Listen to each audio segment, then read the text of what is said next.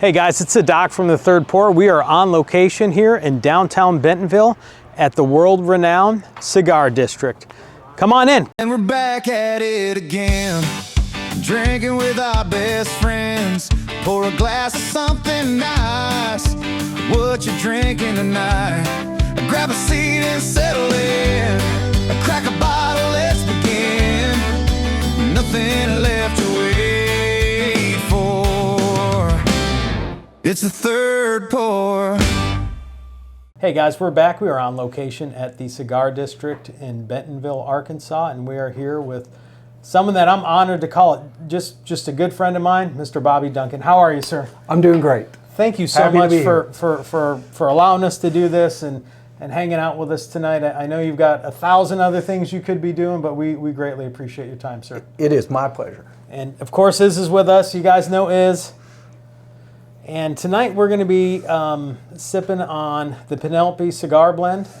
In preparation for this interview, I given Bobby a couple of samples of a few different cigar-based bourbons, and we've decided that this was the one we were going to go with.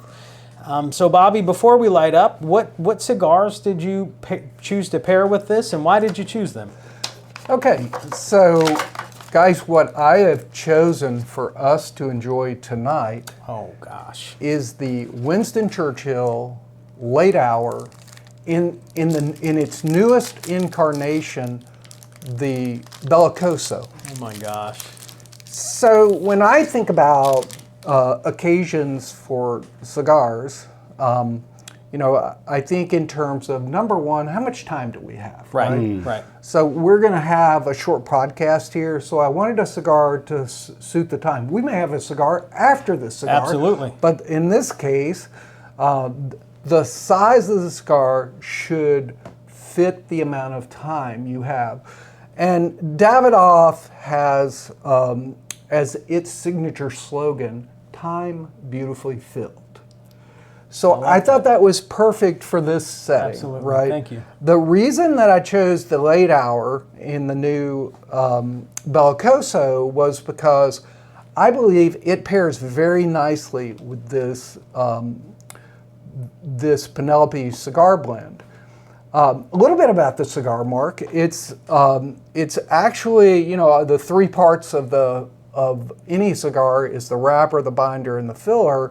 So the wrapper on this cigar, as you guys can see, from the video and stuff, is very dark. Mm-hmm. So this is a Habano Oscuro wrapper. And what that really means to to the guys that are watching is that Habano means that's the seed. So it's a Cuban seed in the wrapper. And Oscuro means, we've all heard about in the cigar world Maduro, right? Mm-hmm. So Oscuro is like double Maduro, right? Okay. Extra dark.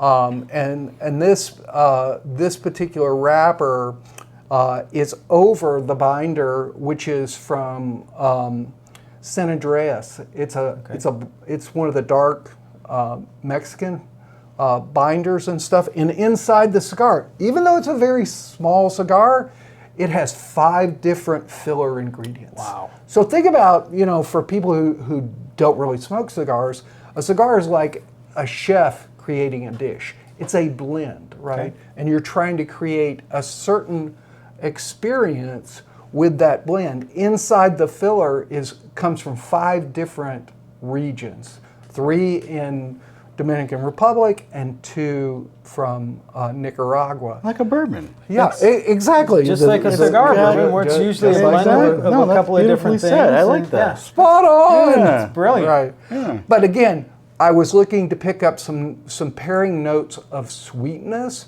but also some depth of flavor. So it's going to be more of a medium to full-bodied cigar, but should pair nicely with this Penelope Cigar Blend. Well, I'm excited. When you say it's got the three fillers, right? Five leaves, 5 different leaves in the filler of this cigar. Like the bourbon, Doc taught me, you taste it with your eyes first, right? Then you do the drive-by, Ricky, and then you go for the taste. and then as you're drinking, you wait for the hug. The hug. The finish. The finish. Yeah. At the very end of it. Is that how a cigar is? Well, why don't we just kind of walk through? First of all, let's do it. This very nice. You see by bellicoso, that means it's got a pointy end. So head, foot. The head on this cigar, instead of being rounded off like a lot of cigars are, it's kind of pointy, right? And so we're going to remove the head, okay, like this. Mark. Thank you, sir. And then the first thing we'll do, once we've all removed the head to our cigars, is we'll take what they call a cold draw. I've never done that. Am I cutting enough? Oh, wow. Yeah, a little more. Yeah. Bobby, I've never done that before. That is... Yeah. That's wild. So what you should be tasting, it's not sweet in the sense of sugar, but it's got that sweet, dark tobacco taste. So you might have a little wood, a little earth. Just take that. I get, and it's weird because I get a lot of this with some of the bourbons. I get like that, like those dark stone fruits, like plum and peach and like a not date, plum, but like like a date, like those dark. Right. That's wild. I've never done it before. So why don't we go ahead and spark this cigar up? All right. I'm just toasting the foot, right? All we're doing is trying to keep the cigar, get it an even burn, right? And then take the first draw.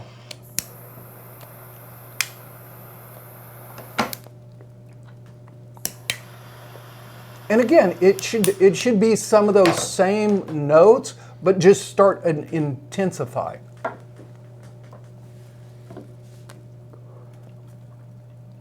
That's ridiculous. That's a great cigar. Now, this Winston Churchill late hour, it is of course an homage to the great statesman Winston Churchill, right? Yes, sir. And the reason they call it the late hour is Churchill was known for working way into the night, right? And while he was working, he was always enjoying a cigar, right? So this was the cigar blended for that late hour of work. And what else did Winston Churchill do? He enjoyed fine spirits. Of course he did. Scotches, whiskeys. And so you get that. Man, the man had taste, I'll tell you that much. Dang. Nice, even though it's a smaller format cigar, so again, 30 to 40 minutes and stuff, it's rich in flavor and depth.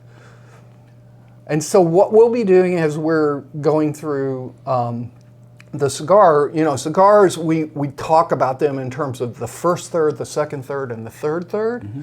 And a truly complex cigar will show some changes as you go throughout the cigar. Again, even though this is a 4.5 inch by 46. See, ladies, this is what 4 inches looks like. 46 ring gauge, and ring gauge is a fraction. If you took a fraction of an inch, this is in 64 increments. So this is 46 of 64 inches around, right? Circumference. That is so cool. It's a great cigar. It really is. It's phenomenal. So, and that's kind of the same thing with bourbon, right?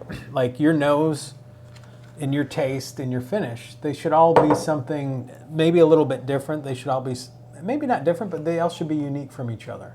Same thing with a cigar. The beginning, middle, and end, they should all be a little different, a little unique. I'm going to try to interpret this back to our 0.3 viewers in Russia. Smoke, good. Bourbon, better. Yep. To you, comrades. That is a great pairing. My goodness. You ready? Man, Did you already hit it? When you get professionals on it, they'll tell you what, it ups the game. Did you already slant it? Here. Cheers. Oh, Doc, I don't blame you for missing it the first time. You didn't have a stick.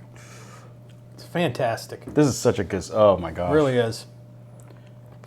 So Bobby, tell us a little bit about your shop. How long have you guys been around? What made you get into the business? Have you always been a cigar guy? What When did you start? So a friend of mine back in the 90s introduced me to cigars. I've spent 38 years in the technology industry, and I was working in Little Rock, working for Xerox, and one of my colleagues, he was into the finer things of life, right? Like nice, like Izzy is. Exactly. Nice clothing, nice watches, nice like fountain pens, and cigars.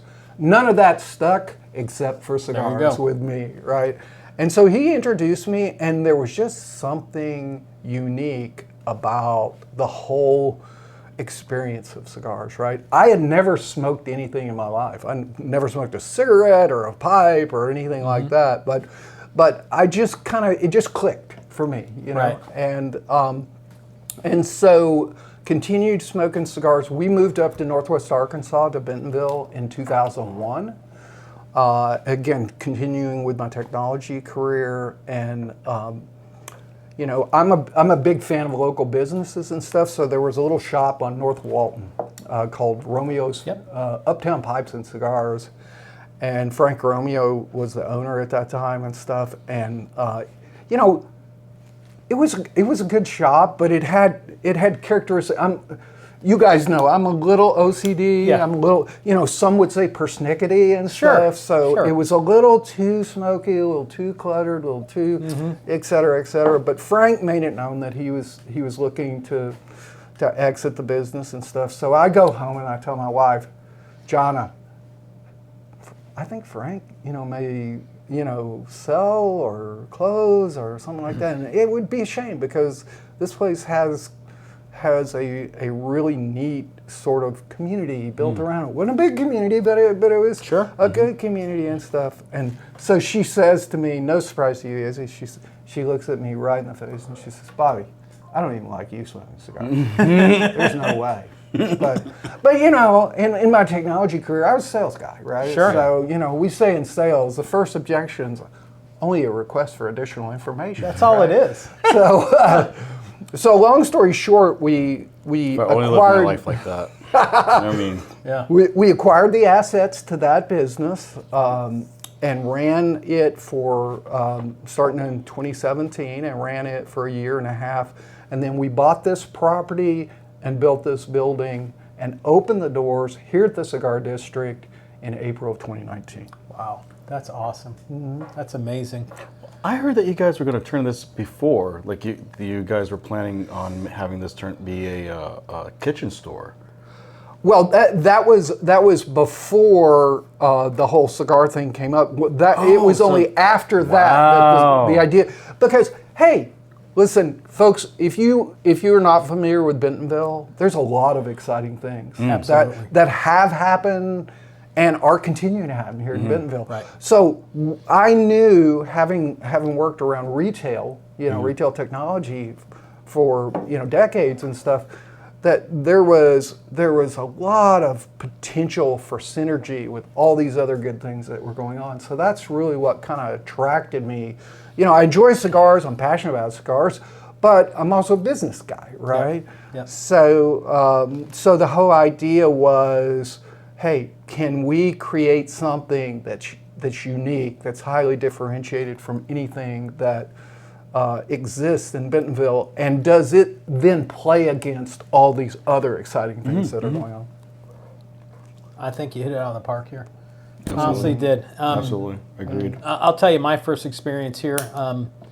I came in with a friend, and I came in first time just kind of walking through, and Alex greeted me, and he was fantastic, and then I had I don't even know what I bought. If I had to guess, it's probably a Hoya de Monterey, something like that. Yeah. One of the Good one.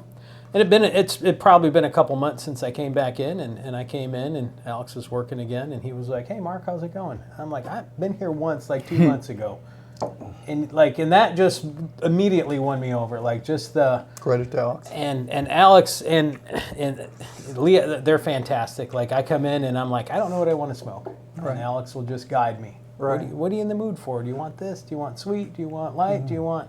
And he just always steers me right to the perfect stick. So. We call Alex our cigar whisperer. Yeah. because he really knows in depth the various tasting notes.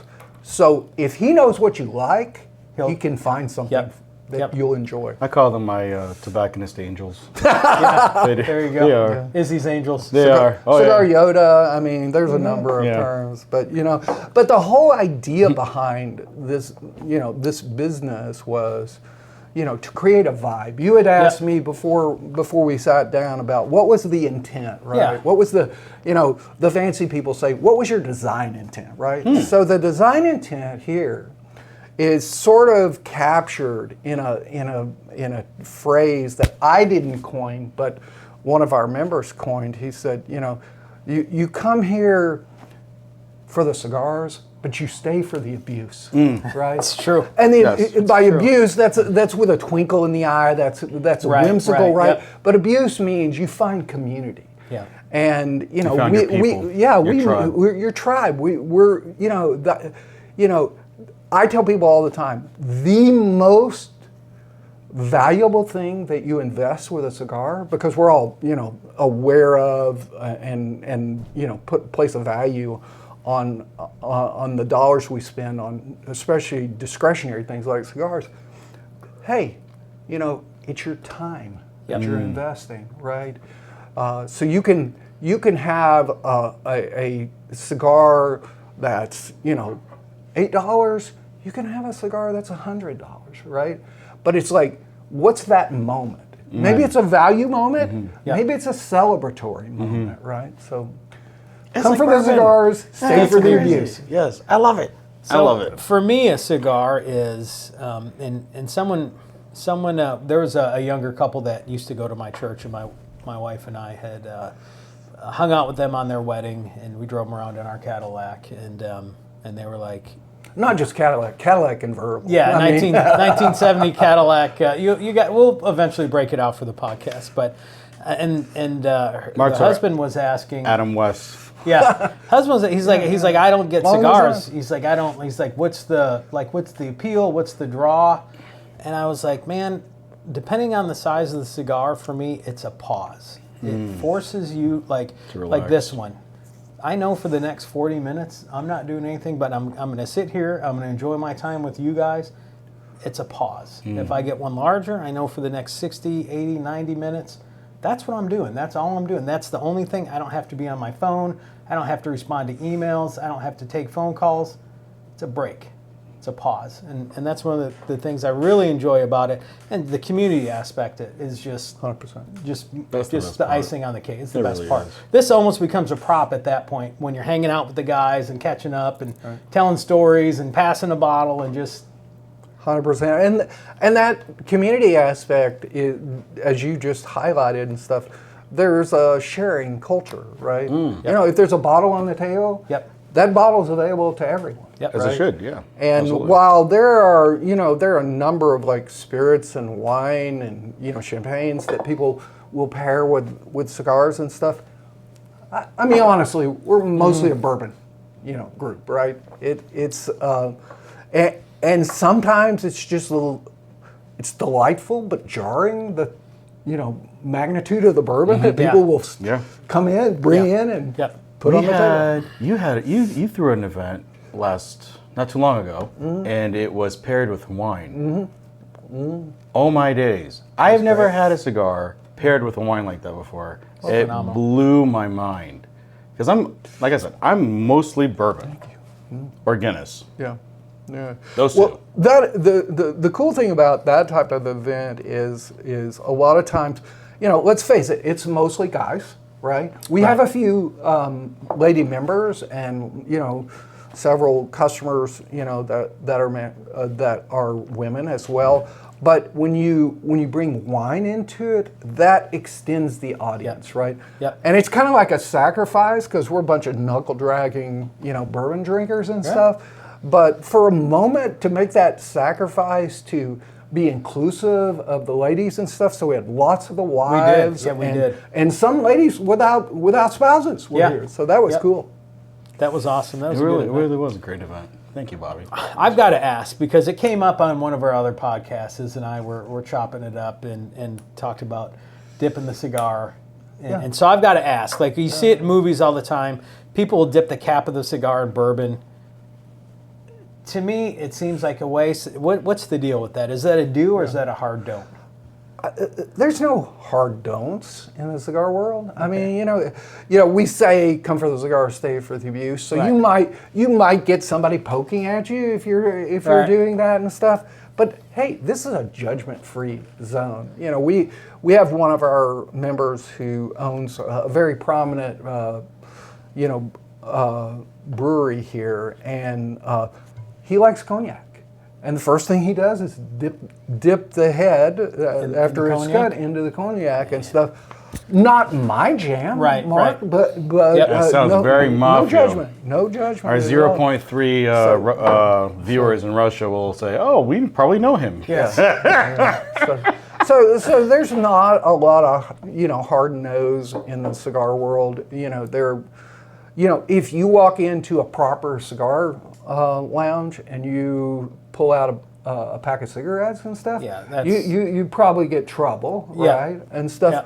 But if you're a pipe smoker and you have an aromatic pipe blend and stuff, and it's all good. People enjoy the room note of pipe tobacco, but they may not be pipe smokers. Right. It's like if someone came inside and we had a really good thing of bourbon in here, and then they brought their Dr. Pepper and they're like, and then mixed it. Well, and that's one of the things I always say. Hey, bourbon, drink it the way that you enjoy it, right?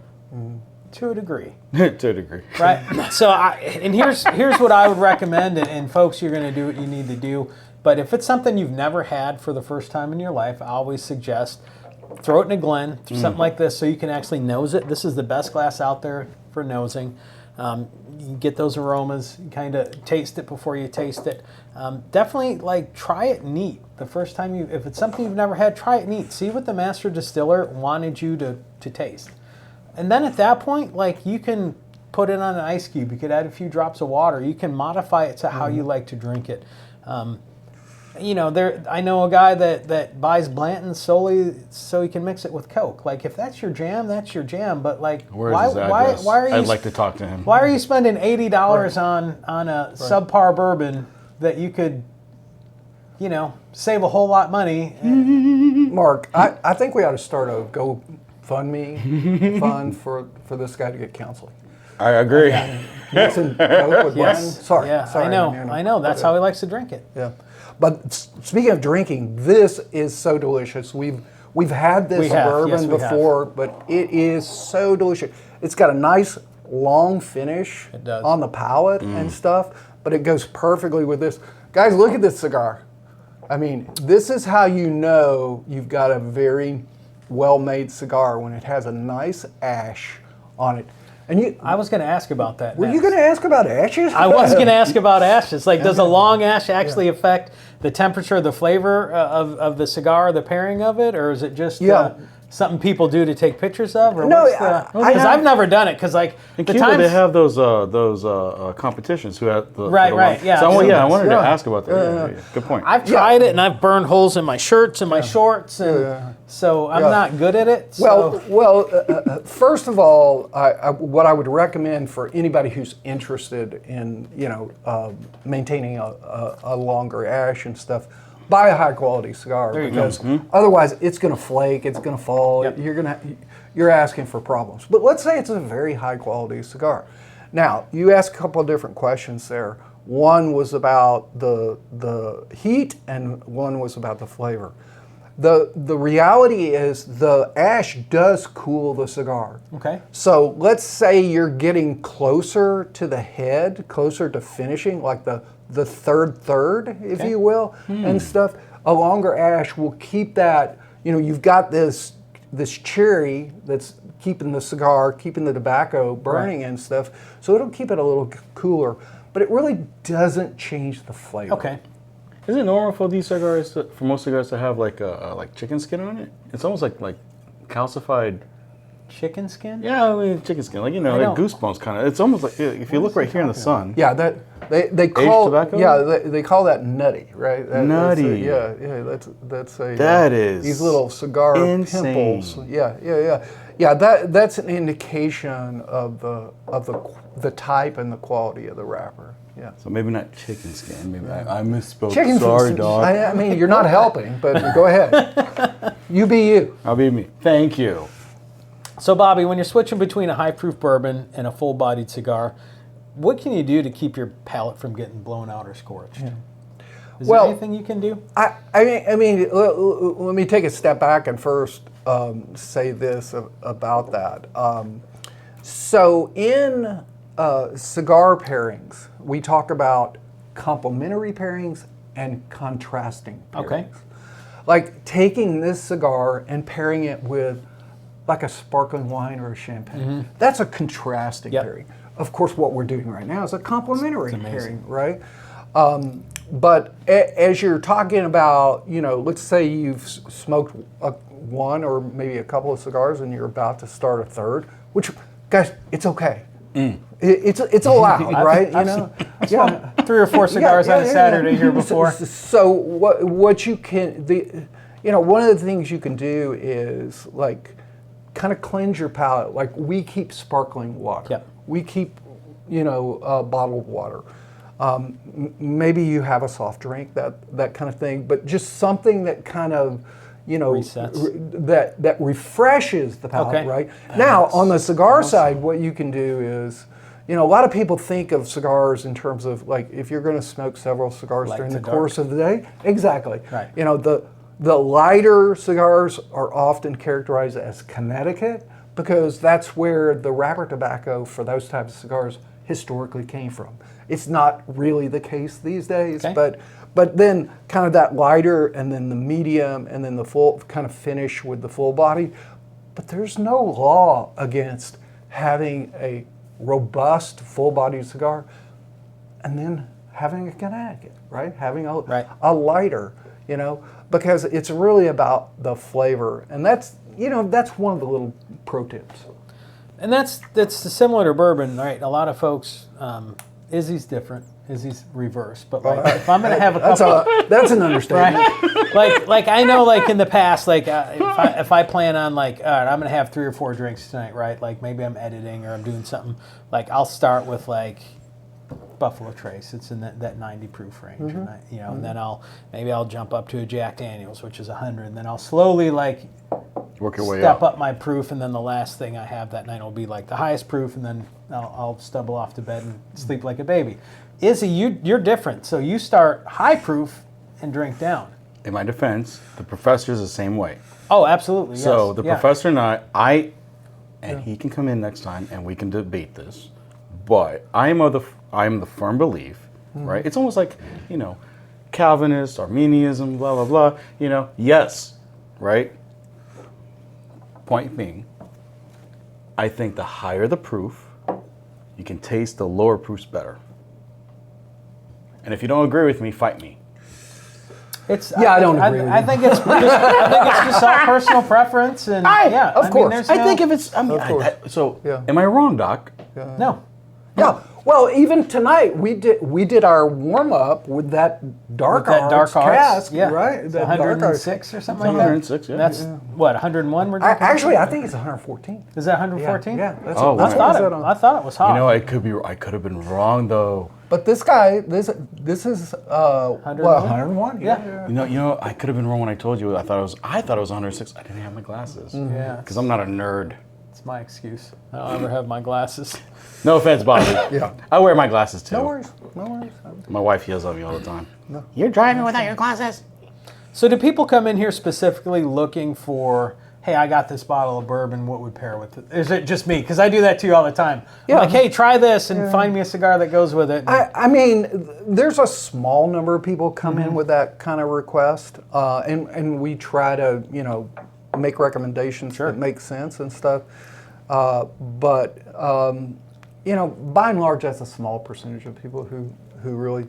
Now up here in the member area and stuff, there's a higher likelihood that somebody will say, I've got this special bottle of, name your whiskey, Redwood, and it's this proof, and would it be better this one versus that one, and makes sense. Yeah. So what's one sleeper brand in your humidor right now that punches way above its price point that people are sleeping Well, on? I'll give you a couple. Write this down. I am. Write this down. I'll give you a couple. Okay. So on the upper end, so we're Davidoff appointed merchant. So Davidoff is kind of the halo brand for the cigar industry, Absolutely. right? So upper end, and it's spendy, but again, it's the Pappy of cigars. It's if we're being honest. I mean, Well said. depending on your means and stuff, it's more of a special occasion cigar versus a everyday kind of thing. But in that same, call it super premium realm, there's a brand called Atabey. Okay. And Atabey is part of the portfolio of a company called Selected Tobacco. And the guy who owns Selected Tobacco, he's kind of like the mad scientist of the cigar industry and stuff. So the cigars are actually produced in Costa Rica, which is really unusual, right? Because it's Nicaragua, Dominican Republic, and Honduras. That's 95, 98% of the regions where the cigars come from that are in our humidor and stuff. But produced in Costa Rica, then they're exported to Spain. And then he takes, his name is Nelson Alfonso, and he takes those cigars, call it fresh rolled cigars, and then he puts them into a series of different aging humidors. And each one of those has a different type of cedar, like Spanish cedar and French cedar. And so what's happening, and it's like a year in this one, a year in this one, a year in this one. So like 5 years age. But during each one of those steps, what it's doing is, number one, it's exhausting the naturally occurring ammonia that's in cigar tobacco, right? But at the same time, it's ingesting that cedar note from each of those types of cedars. So we're going to Spain, boys. Atabey is just a phenomenal brand. Again, not for everybody, not for every occasion and stuff, but really. So it wouldn't be it wouldn't be your really a great cigar. No, I mean, again, special occasion type cigars, and that's right? like, again, I'll tie it back into bourbon. It's the same thing with finishing a bourbon in different secondary barrels, ones that either had wine in it or something that's got a heavier char or something like that. Yeah, kind of like Macaulay does at Dark Arts. He finishes his stuff in all kinds of weird different barrels and different finishes, and he's like the mad scientist of the bourbon world right now, and his stuff is just phenomenal. So that's wild. So that's one. Another one, since Izzy brought up the Wine and Cigars event the other night, what we were featuring there was a brand called Illusione. It was great. And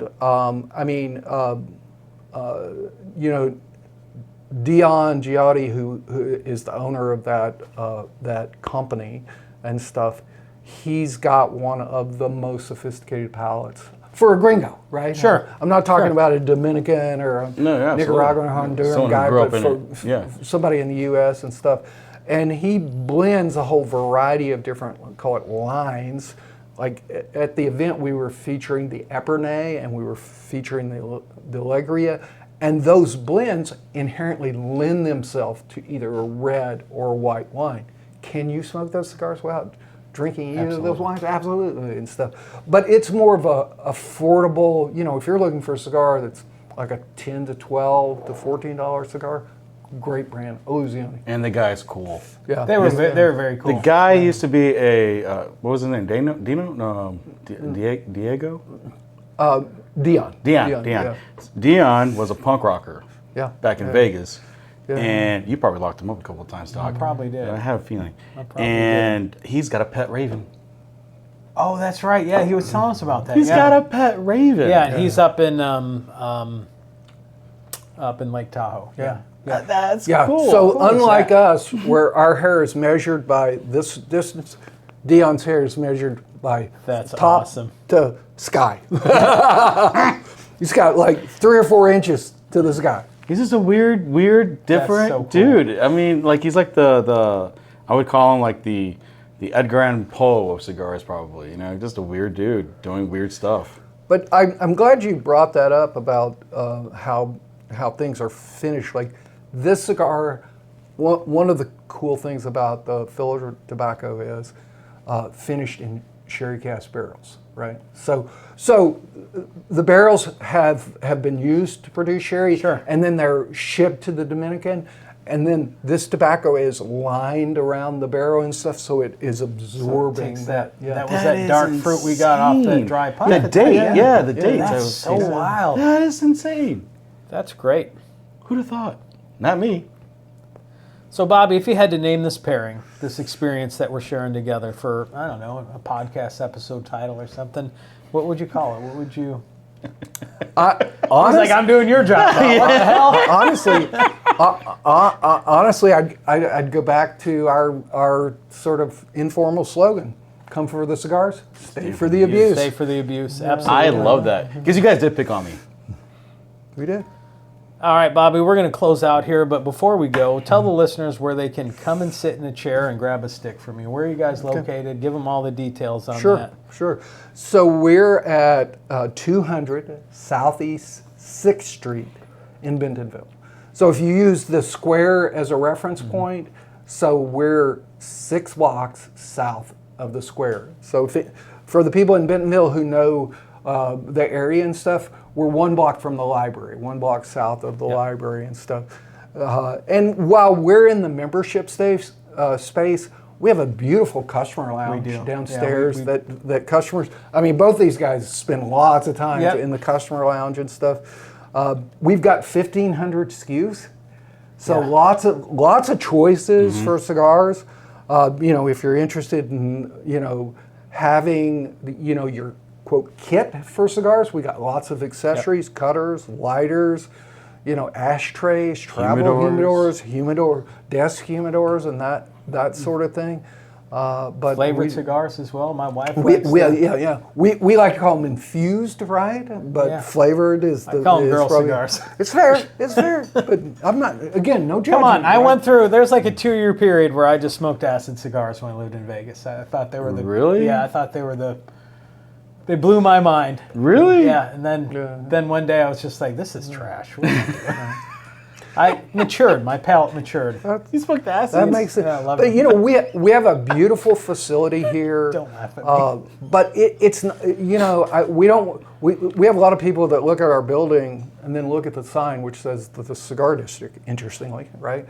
And then look at the building, look at this sign, and they're like, how can this be a cigar shop? Right. Yeah. But again, going back to what we talked about earlier, with all the great things that are going on in Bentonville and stuff, we wanted to have something nice for people who enjoy cigars. Absolutely. And whether you're a cigar, enthusiast, cigar aficionado, or you're, like my signature term, you're just cigar curious. Yep. Right? Yep. Come see us.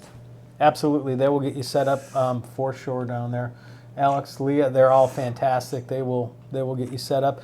And you've got stuff for every price range down there. Oh, absolutely. Every price range you do. So, Bobby, we really appreciate you taking the time to hang out with us tonight. I know you're busy, but this is probably one of my favorite things we've ever done on the podcast. So I really appreciate you. Thank you so much. Thank you, Mark. Really, really Thank you, appreciate Izzy. Big fan of the podcast.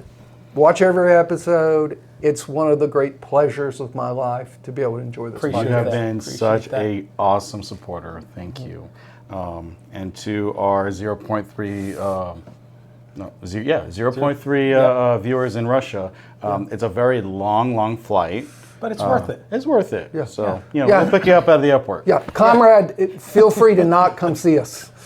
Folks, if you've got a favorite cigar or bourbon pairing, drop it in the comments. Let us know what you're sipping on and what you like to smoke, and maybe we'll feature that in a future episode.